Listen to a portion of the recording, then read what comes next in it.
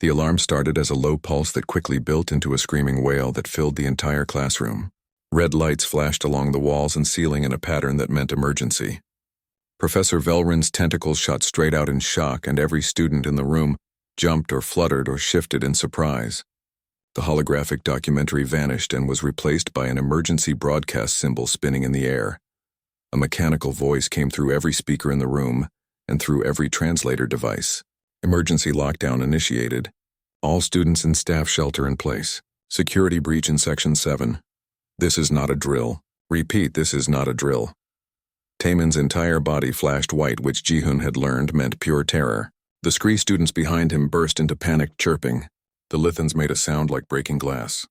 Professor Velrin tried to speak, but the words came out as confused musical notes before the translator caught up. Everyone remain calm. Stay in your seats. The doors will lock automatically. As if responding to the words, a heavy metallic sound echoed through the room as security doors slammed down over the regular classroom door and the emergency exits. They were sealed in. Ji-hoon felt his heart rate pick up but kept his breathing steady. He looked back at Yuna, who met his eyes with a calm expression that didn't match the chaos erupting around them. Hana was already moving toward the front of the room with quick, efficient steps. The emergency broadcast continued. Hostile creature detected. Station security responding. All personnel maintain lockdown protocols. Then the voice changed to what must have been a live security officer. We have a Vrelax loose in Section 7. Multiple casualties reported. Armed response teams en route. The word Vrelax sent a wave of visible panic through the alien students. Ji-hoon didn't know what a Vrelax was, but he pulled up information on his tablet quickly. What he read made his stomach tighten. Vrelax were apex predators from a Class 9 death world. Even more dangerous than Earth. They stood 3 meters tall with armored exoskeletons harder than steel, and blade-like appendages that could cut through most materials. They were hunters, pure and simple, and they hunted for sport rather than just food. The article mentioned that Vrelax in captivity were extremely rare because they were nearly impossible to contain. They were intelligent, strong, and utterly ruthless. The last recorded Vrelax attack on a civilian station had resulted in 43 deaths before the creature was finally killed by concentrated plasma fire. Taemin was curled into a small ball beside Ji-hoon, his entire body pulsing white and pale purple. Other students had started crying or making distressed sounds in their various languages. Professor Velrin tried to maintain order, but the teacher's own tentacles were trembling and flushed with white fear colors. Under the desks, Professor Velrin called out. Everyone hide under the desks. Stay quiet. Stay still. Students scrambled to follow the instruction, bodies pressed under furniture that wasn't really designed to hide them. The Vrex students tried to fold their multiple limbs into compact shapes. The Scree students huddled together with wings pressed tight to their bodies. Taemin squeezed himself under a desk near Ji-hoon and gestured frantically for the human to do the same. Ji-hoon looked at the desk, and then at the heavy security door. He could hear something now beyond the alarm. A distant sound like metal tearing and screams cut short. The sound was getting closer. He pulled up a station map on his tablet and felt his chest tighten when he saw their classroom marked in the corridor the security alerts were tracking. Section 7, Corridor 12, Room 7B. That was them. Ji-hoon, hide. Taemin's voice was desperate, and his translator made it sound thin and breaking. But Ji-hoon didn't move to hide. Instead, he stood up slowly and walked toward the front of the classroom. Yuna was already there next to Hana. The three humans stood together while every alien student watched them with confusion mixing with their terror. What are you doing? Professor Velrin's tentacles reached toward them as if to pull them back. You must hide. If it gets in here, when it gets in here, Hana corrected quietly. She was looking at the security door with the focused expression she usually reserved for complex engineering problems. That door isn't going to hold. Security will stop it, Professor Velrin said, but the words sounded hollow even through the translator. They have weapons. They have training. As if in answer, they heard the unmistakable sound of plasma fire from somewhere close by. Sharp electric cracks followed by more screams. Then silence. Then something heavy hit the wall outside their classroom hard enough to make the floor shake. Security had weapons, Yuna said softly. Past tense. The scraping sound started then. Metal on metal, slow and deliberate. Something was testing the security door. Something was figuring out how to get through it. Ji-hoon moved closer to the door and tilted his head, listening. He could hear breathing on the other side, deep and rasping. He could hear the click of what might be claws or blade edges tapping against steel. Behind him, Taemin made a sound of pure despair. "We're going to die. It's going to kill all of us." "No," Ji-hoon said simply. He didn't turn around. His eyes stayed fixed on the door. "It's not." The scraping stopped. For a long moment there was only silence, broken by the quiet sobbing of terrified students and the still wailing alarm. Then something hit the door with tremendous force. The heavy security door, designed to withstand explosive decompression and emergency impacts, buckled inward. Hit again. The metal groaned and began to tear. "How is it doing that?" Professor Velrin's voice was barely a whisper. "That door is rated for—" The door hit again, and this time the seal broke with a shriek of tortured metal. A blade-like appendage punched through the gap and began to pry. The door was coming apart. Whatever was on the other side was strong enough to literally tear through station security measures designed to be impenetrable. Ji-hoon watched the door break and felt something cold and clear settle into his mind. It was the same feeling he got before taking an important exam or giving a presentation. Everything else fell away, and there was only the moment and what needed to be done. He looked at Yuna and Hana and saw the same expression on their faces. No panic, no terror, just focus. "When it comes through," Ji-hoon said quietly enough that only the other humans could hear, "spread out. Don't let it corner us." "Obviously," Hana replied. She had picked up a metal stylus from a desk and was testing its weight in her hand like she was calculating its usefulness as a weapon. "Try not to kill it," Yuna added. "We'll have a lot of paperwork if we kill it." "No promises," Ji-hoon said. The door gave one final groan and exploded inward in a shower of torn metal and broken composite materials. The opening was suddenly there, dark and gaping. For a heartbeat, nothing moved. Then something stepped through into the classroom, and every alien student who could still make sound screamed. It was exactly as terrible as the articles had described, and somehow worse in person. 3 meters of armored death, black chitin gleaming under the classroom lights, 4 blade arms, each ending in edges that looked sharp enough to split atoms, compound eyes that reflected the red emergency lights like 1,000 tiny rubies, mandibles that clicked together with a sound like breaking bones. The Vrelax had found them, and it looked hungry. It looked at the cowering students, and its mandibles spread in what might have been a smile. Then it looked at Professor Velrin standing frozen near the front desk, and it moved forward with terrible purpose. That was when Ji-hoon stepped into its path and smiled back. The Vrelax stopped moving when Ji-hoon smiled at it. The creature tilted its massive head to one side in a motion that would have been curious if it wasn't so terrifying. Its compound eyes reflected the image of the human standing in front of it, small and soft and apparently unconcerned about the blades that had just killed trained security officers. The mandibles stopped clicking. The blade arms held still. For the first time in the creature's existence, something wasn't behaving the way prey was supposed to behave. Ji-hoon kept smiling. It wasn't the friendly smile he gave to Taemin when explaining homework, or the polite smile he used with professors. This was different. This was the smile that came from somewhere deep and old in human DNA, from the time when Ji-hoon's ancestors looked at saber-toothed cats and cave bears and dire wolves and decided they wanted those animals' territory. It was the smile of a species that had climbed to the top of Earth's food chain, not through claws or armor, but through stubbornness and tool use and the absolute refusal to accept that anything else was the apex, predator. "Hey there," Ji-hoon said calmly. His voice didn't shake. His hands hung loose at his sides. "You look lost." The Vrelax made a sound like grinding metal. Its translator didn't render it into words, but the meaning was clear enough. It was deciding whether to kill the strange creature in front of it first, or go for the larger group of cowering prey. Ji-hoon took a step forward, deliberately putting himself between the alien predator and Professor Velrin.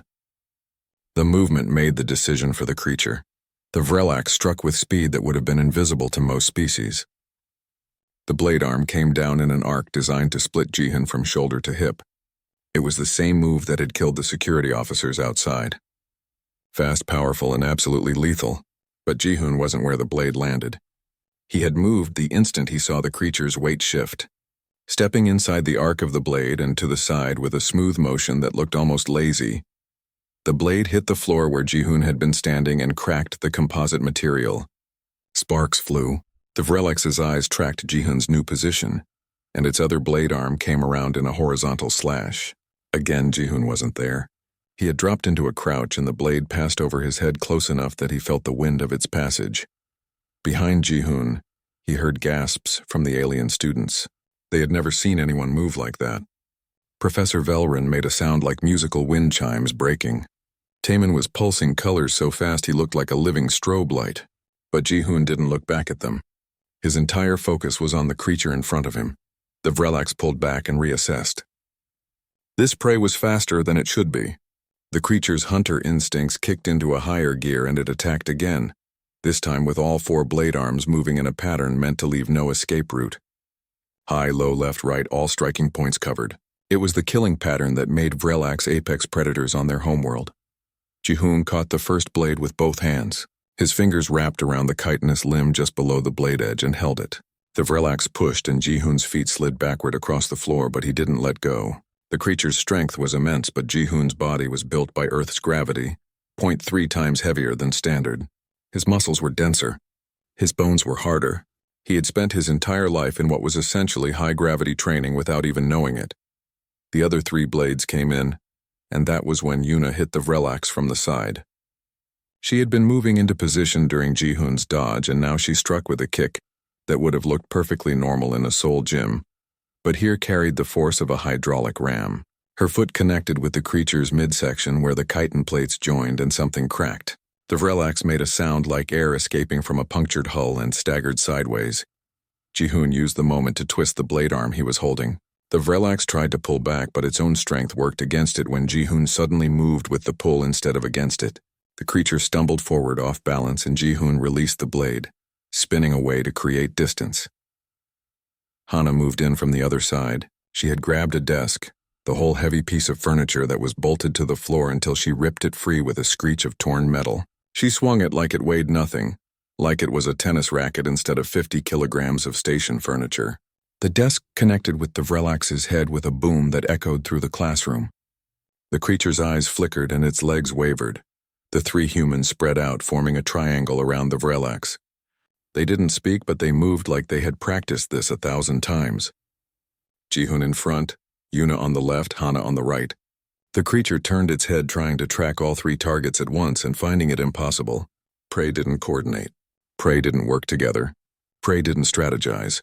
The Vrelax lunged at Jihoon again, perhaps recognizing him as the primary threat. Its blade arms came down in a fury of strikes that should have been impossible to avoid. But Jihoon had grown up dodging Seoul traffic and playing sports and sparring in taekwondo classes. His body knew how to move, knew how to read motion and anticipate attacks. He slipped past blade after blade, his hands occasionally reaching out to redirect a strike or guide a blow past him harmlessly. While the creature focused on Jihoon, Yuna grabbed one of its blade arms from behind and twisted. The Vrelax shrieked and tried to shake her off, but Yuna's grip was iron. She had spent years rock climbing and martial arts training, building grip strength that most aliens couldn't comprehend. The blade arm in her hands bent at an angle it wasn't designed for, and the creature's shriek went higher. Hana picked up another desk and threw it. Not at the Vrelax, but at its legs. The heavy furniture hit like a bowling ball, and the creature's legs tangled. It went down hard enough to crack the floor. Jihoon was on it immediately, his weight pressing down on the creature's back between the blade arms where it couldn't reach him easily. The Vrelax thrashed and bucked, trying to throw the human off. Its strength was incredible. Jihoon felt like he was riding a mechanical bull set to maximum difficulty. But he had trained his whole life in Earth's gravity, and this station's gravity felt light to him. He adjusted his position instinctively, staying centered, using the creature's own movements against it. "Yuna, cables," Jihoon called out. His voice was still calm despite the physical effort. Yuna was already moving. She grabbed the thick power cables from the destroyed door's hydraulic system and ran back. The cables were designed to handle high voltage and were heavily insulated. They were also strong and flexible. "Perfect for restraints." She tossed one end to Hana, who caught it without looking, and together they began wrapping the Vrelax's blade arms, pulling them back and together, binding them with quick, efficient movements. The creature fought every second. It screamed and thrashed and tried to cut the cables, but Jihoon kept it off balance and the humans moved faster than it could counter. Yuna's fingers flew as she tied knots that would have made a sailor proud. Hana used her engineering knowledge to find the points where leverage worked best. Within minutes, the galaxy's most feared predator was trussed up like a holiday turkey, its blade arms bound behind its back, its legs wrapped together. Ji-hoon finally stood up and stepped back. He rolled his shoulders to work out the tension and took a deep breath. His shirt was torn in a few places and he had a scratch on his arm, but otherwise he looked fine. Yuna had a bruise forming on her shin. Hana's hair had come loose from its tie. That was the extent of their injuries. The Vrelax lay on the floor, bound and defeated, still trying to struggle but accomplishing nothing. Its compound eyes looked up at Ji-hoon with what might have been confusion, or might have been the first fear the creature had ever felt. Ji-hoon looked back down at it, and his smile had changed into something softer, almost sympathetic. "You should have picked a different classroom," he said quietly. Behind them, the entire class of alien students sat in stunned silence. Taemin's colors had frozen in a pattern of blue and orange and white that suggested his brain couldn't process what it had just witnessed. Professor Velrin's tentacles hung limp. The Scree students' feathers were all standing straight up. The Lithans were completely still, not even making their usual musical tones. In the distance, finally, they could hear the sound of security teams arriving, their boots pounding through corridors. But they were too late. The fight was already over. The monster was already defeated, and 3 human students stood in the middle of the destroyed classroom, looking like they had just finished a moderately difficult exercise rather than a fight for their lives. The security team burst through the destroyed doorway with weapons raised and ready, their armor gleaming under the emergency lights. There were 6 of them, all Vreks with their multiple arms holding plasma rifles in trained positions. The team leader's compound eyes swept the classroom and locked onto the bound Vrelax on the floor. Then the eyes moved to the 3 humans standing nearby, looking calm and slightly bored. The team leader's mandibles clicked in confusion. "What happened here?" the team leader demanded. The translator made the Vrex's chittering sound like crisp military authority. Ji-hoon gestured at the Vrelax with a casual wave. "That thing broke through your security door and tried to attack our class. We stopped it. You stopped it," the team leader repeated slowly, like the words didn't make sense in that order. "That's right," Yuna confirmed. She was brushing dust off her pants with the same energy someone might use after sitting on a park bench. The security team spread out and approached the Vrelax carefully with their weapons still trained on it. 2 team members grabbed the creature and checked the cable restraints. One of them looked back at the team leader and made a gesture that might have meant surprise or respect or both. "These restraints are excellent," the security officer said. "Professional grade binding. Where did you learn this technique?" "YouTube," Hana said with a shrug. At the blank looks from the security team, she added, "It's an Earth thing. Videos that teach you how to do stuff." The team leader looked at the 3 humans and then at the destroyed classroom, and then at the bound Vrelax that was supposed to be one of the galaxy's most unstoppable killers. "You are telling me that 3 students with no weapons and no training subdued a Vrelax?" "Well," Ji-hoon said thoughtfully, "we do have training. Just not military training. Yuna does mixed martial arts. Hana rock climbs and does weightlifting. I did taekwondo for 8 years. Sports training," the team leader said flatly. "Sports training from a Class 7 death world," Yuna pointed out. "That probably makes a difference." The security team took custody of the Vrelax and carefully moved it out of the classroom. It took 4 of them to carry the bound creature, and they struggled with the weight. The team leader stayed behind and pulled out a tablet to take statements. Other security personnel began arriving to check on the students and assess the damage.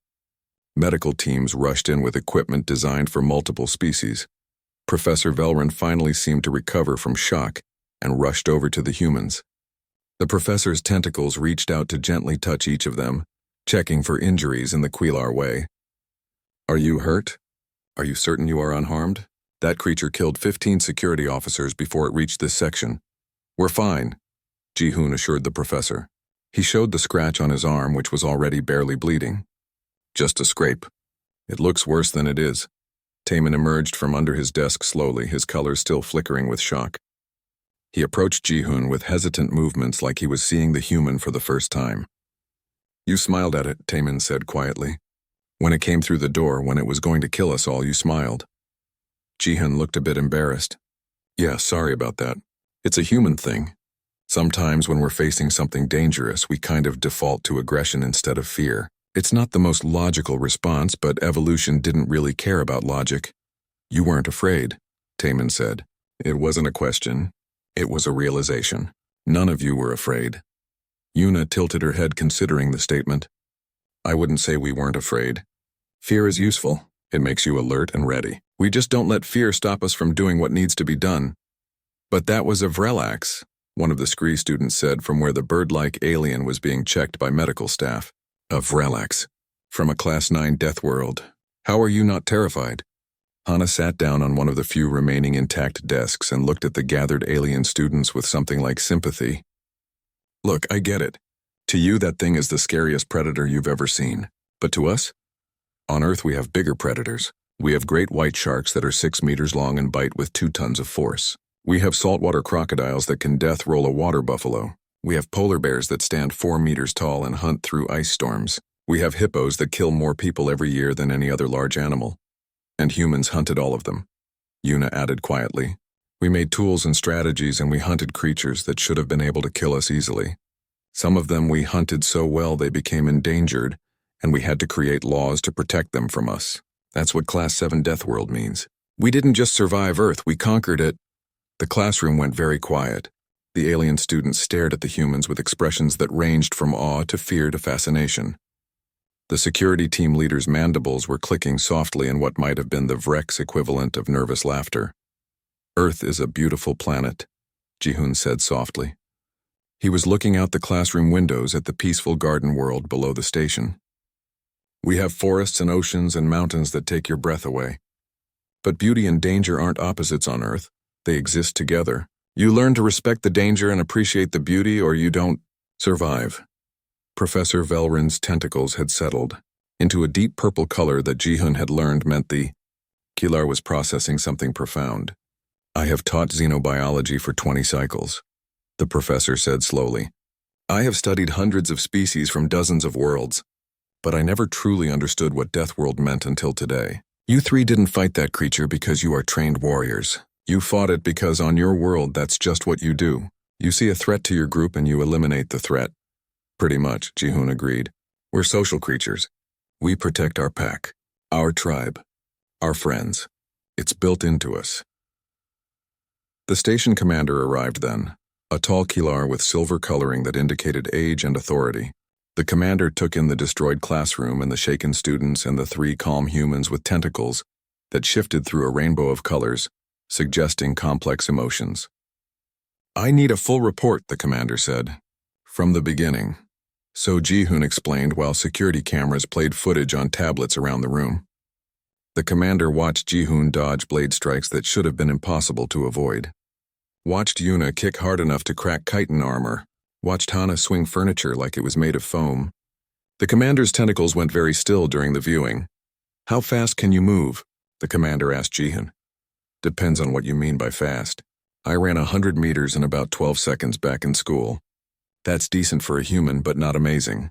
12 seconds, the commander repeated, to cross 100 meters. The tentacles flickered with colors Ji-hoon couldn't identify. Our fastest security officers take 18 seconds to cover that distance. In lighter gravity than your home planet. Humans are pretty good at running, Yuna said. We used to hunt by just running after animals until they collapsed from exhaustion. It's called persistence hunting. We're not the fastest species, but we can run for hours without stopping. And your strength? The commander asked Hana. Hana flexed her arm experimentally. I can deadlift about 140 kilos back home. Haven't tested it here, but with the lower gravity it's probably more. Most humans who train regularly can lift their own body weight pretty easily. The commander's tentacles had turned a pale white. The desk you threw weighs 73 kilograms. You lifted it like it was empty. Station gravity is about 0.7 Earth standard, Hana said. Makes everything feel lighter. It's like being a little bit superhuman. The commander turned to the security team leader. Send this footage to Galactic Security Headquarters. They need to update the Death World classifications and assessment protocols. Also send it to every station in the sector with a note that human students are not to be considered helpless civilians in crisis situations. Should we classify them as security assets? The team leader asked. The commander looked at Ji-hoon, who was helping Taemin sit down and making sure his friend was okay. Looked at Yuna, who was answering questions from the Scree students about Earth martial arts. Looked at Hana, who was examining the broken door with professional interest. No, the commander said finally. Classify them as students who happen to be more capable than most security teams. And make sure everyone knows that attacking a classroom full of humans is possibly the worst tactical decision a hostile could make. Around the room, alien students were starting to relax. Medical teams had checked everyone and found only minor injuries from panic, rather than the creature's attacks. The Vrelax had been secured in a containment cell that the security team promised was actually designed to hold such creatures. Life was slowly returning to normal. But something had changed. The way the alien students looked at the humans had shifted. There was still fear there, but now it was mixed with respect and wonder, and a dawning understanding that Earth's reputation might actually be an understatement. 3 weeks after the incident, Ji-hoon walked into the same xenobiology classroom that had been completely repaired and refurbished. The torn metal door had been replaced with something the engineers promised was stronger, though Ji-hoon had his doubts. The floor had been patched and polished. New desks had been installed in neat rows. Everything looked normal, except for the small memorial plaque near the door, listing the names of the security officers who had died, stopping the Vrelax from reaching other parts of the station. Ji-hoon paused at the plaque like he did every class now and read the names quietly. He never wanted to forget that the creature had killed people before it reached their classroom. People who had families and friends and lives. The fact that he and his friends had stopped it didn't change that tragedy. You honor them, a voice said from behind him. Ji-hoon turned to find Taemin, his colors a steady, calm blue now. That is very human of you. How so? Ji-hoon asked. You remember the dead. You carry them with you. Most species try to forget trauma, but humans seem to hold on to it. Taemin's tentacles gestured at the plaque. You turn it into something that matters. Ji-hoon smiled softly. I guess we do. Come on, class is about to start. They walked to their usual seats. The classroom was more full than before. After the footage of the fight had been shared across the station network, suddenly everyone wanted to take xenobiology with Professor Velrin. Or more accurately, everyone wanted to be in class with the humans. Ji-hoon found it slightly uncomfortable, but he understood. They were curiosities now. Proof that Deathworld stories weren't exaggerations. Yuna was already in her seat with a small crowd of students around her asking questions. Ji-hoon caught fragments of conversation about Earth animals and human history, and how humans trained their bodies. Yuna answered patiently like she had been doing for weeks now. She had become something of an unofficial ambassador for humanity.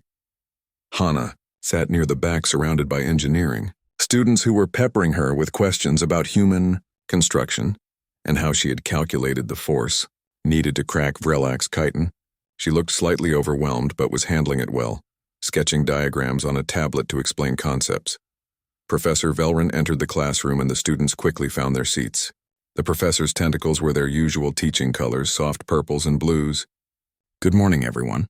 Today we will continue our discussion of evolutionary pressure and adaptation. But first, I have a special announcement. The room quieted. Professor Velrin's tentacles shifted to an orange color that meant excitement.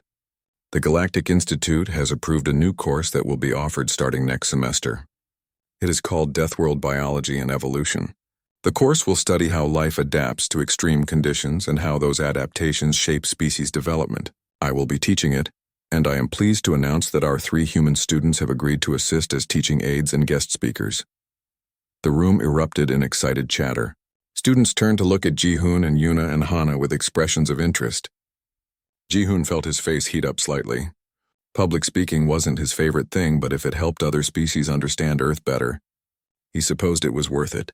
Additionally, Professor Velrin continued, the Galactic Security Council has issued new guidelines for stations hosting Deathworld species.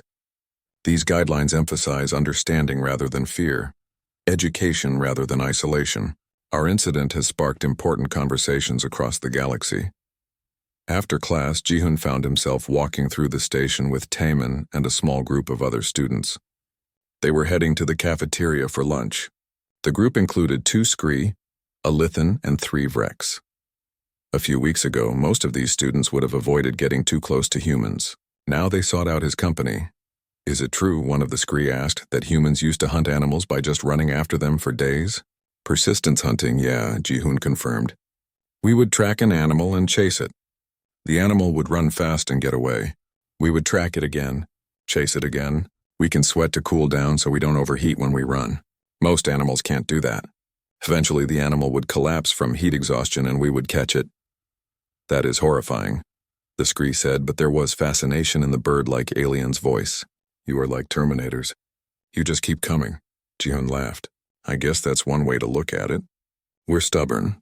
Earth made us that way. If you give up easily on Earth, you don't survive. They entered the cafeteria, which was a massive multi-level space designed to accommodate hundreds of different species with different dietary needs. Ji-hoon got his usual lunch of something that approximated Korean food, though the spices were all from alien plants. He joined the group at a large table near the windows overlooking space. Can I ask you something? Taemin said quietly. His colors had shifted to orange, which meant he was uncertain about something. Sure, Ji-hoon said around a bite of rice. When that creature came through the door, you smiled. I have been thinking about that for weeks. What made you smile? Ji-hoon put down his chopsticks and thought about how to explain it. It's complicated. Part of it was aggression. When humans face a threat, sometimes our fear turns into anger instead. It's a survival mechanism, but part of it was also something else. He paused, searching for the right words. That thing was threatening my friends. You were all in danger, and something in my brain just said, no, that's not happening. The smile was me accepting that I was going to fight. It was me choosing to be dangerous instead of being scared. But you could have died, the Lithan said in musical tones. That creature killed trained warriors. Maybe, Ji-hoon agreed. But on Earth we have a saying. The only thing necessary for evil to triumph is for good people to do nothing. I wasn't going to do nothing while my friends were in danger. Yuna joined them then, setting her tray down with a thump. Are we talking about the fight again? I swear half the station wants to interview us about it. Can you blame them? Hana said, appearing from the food line with a tray piled with protein supplements. We broke their understanding of how the universe works. Garden World species don't fight like we do. They run or hide or hope for rescue. They survive smart, Ji-hoon said. There's nothing wrong with that. Their worlds didn't force them to evolve the way Earth forced us. True, Yuna agreed. But now they're learning that there are other ways to survive. Other ways to be strong. Over the next hour, more students joined their table. The conversation ranged across dozens of topics. Someone asked about Earth's weather and Ji-hoon found himself explaining hurricanes and tornadoes and blizzards. Someone else asked about Earth animals and Hana started describing elephants and whales and bears. Yuna got into a discussion about human psychology and why humans seem to bond so easily with other species. We're pack animals, Yuna explained. We're wired to form groups and protect our groups. It doesn't matter if the group members are human or not. You become part of our pack, we protect you. Simple as that. That's why you fought the Vrelax, Taemin said, understanding dawning in his shifting colors. We were your pack. Exactly, Ji-hoon confirmed. You're our friends. Our classmates, our pack. That thing was threatening you, so we dealt with it. The conversation continued until it was time for afternoon classes. As the group dispersed, Ji-hoon found himself walking with Taemin toward their next class. The Queelar had been quiet for a while, colors shifting through thoughtful purples and blues. I was wrong about humans, Taemin said finally. When you first arrived, I was terrified. I had heard the stories about Deathworld species. I thought you would be violent and aggressive and dangerous. We are dangerous, Ji-hoon said honestly. Earth made sure of that. But dangerous doesn't mean evil. It just means capable. I understand that now, Taemin said. His tentacles reached out in the Queelar gesture of friendship, and Ji-hoon gently touched them with his hand, accepting the gesture. You are dangerous, but you use that to protect rather than harm. That makes you something I never expected. It makes you safe. Ji-hoon felt a warmth in his chest at those words. Thanks, Taemin. That means a lot. They walked in comfortable silence for a bit before Taemin spoke again. There is another human student arriving next semester. Her name is Minseo. She will be studying astrophysics. The administration asked me to be her guide since I have experience with humans now. Ji-hoon grinned. That's great. You'll do a good job. Just remember that we're all different. Minseo might not be like me or Yuna or Hana, but she will still be human, Taemin said, which means she will be strong in ways I am only beginning to understand. They reached their classroom and found their seats. Through the windows, Earth hung in space in the far distance, a blue and white marble that looked peaceful and beautiful and utterly harmless. Ji-hoon looked at his homeworld and felt a complex mix of emotions. Pride in where he came from, understanding of what his world had made him, and hope that maybe, just maybe, the galaxy was learning that strength and kindness weren't opposites. Professor Velrun started the lecture, and Ji-hoon pulled out his tablet to take notes.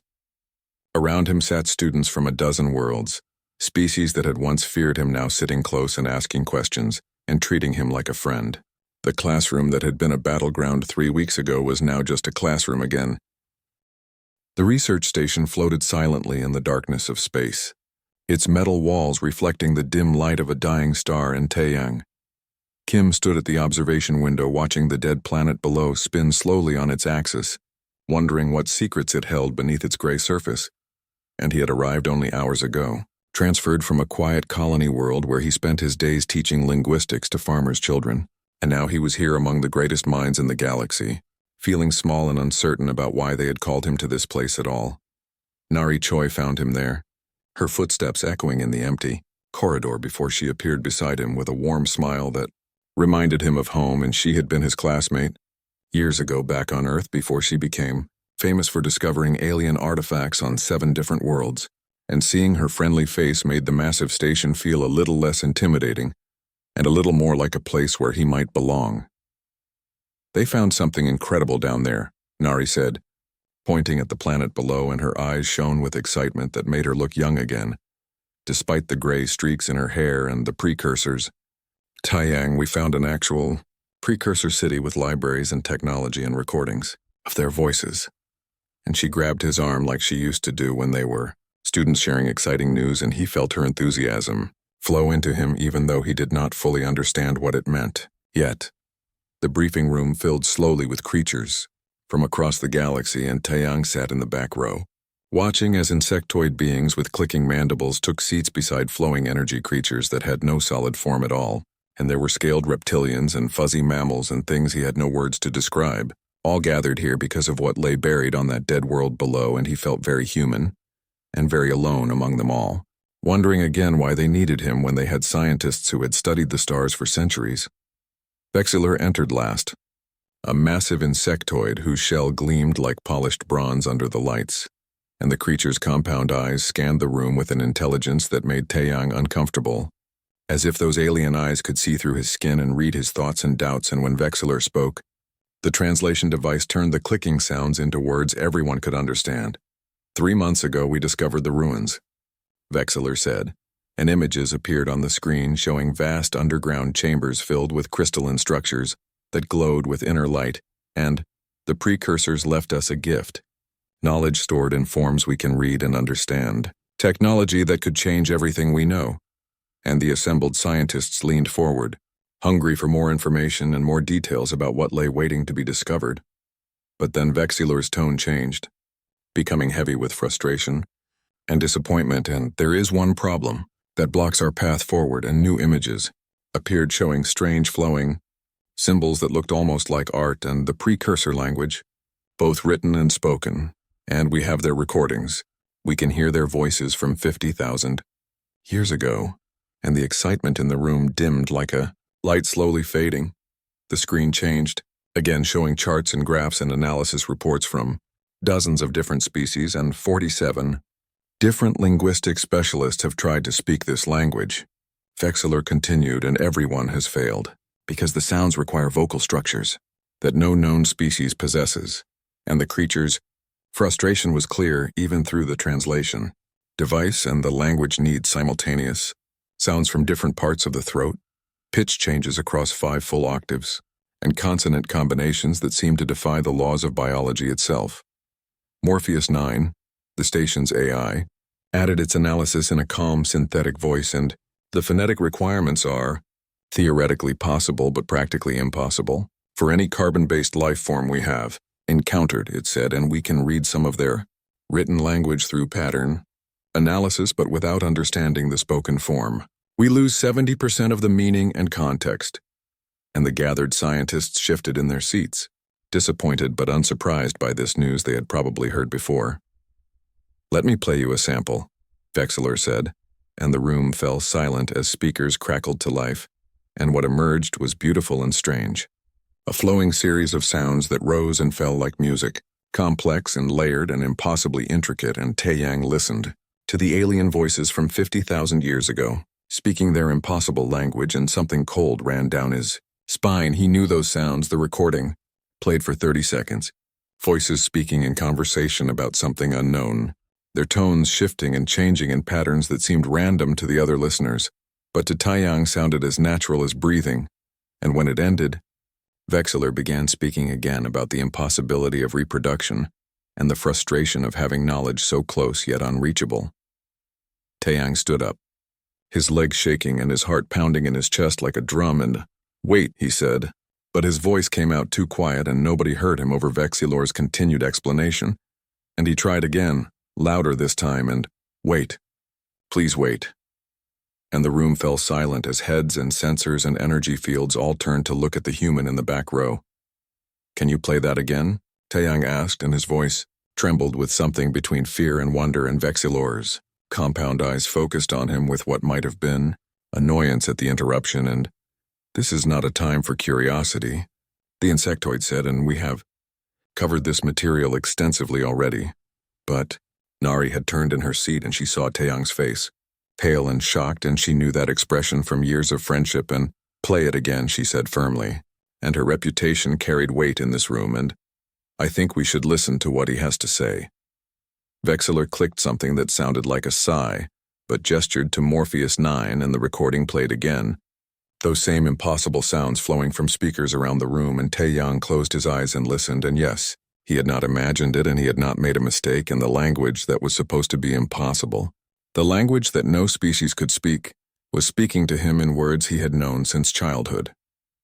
When the recording ended, Taeyang opened his eyes and looked at all those alien faces watching him, and he spoke words that would change everything. "And that's Korean," he said simply, "and that's my native tongue." And the room erupted into chaos.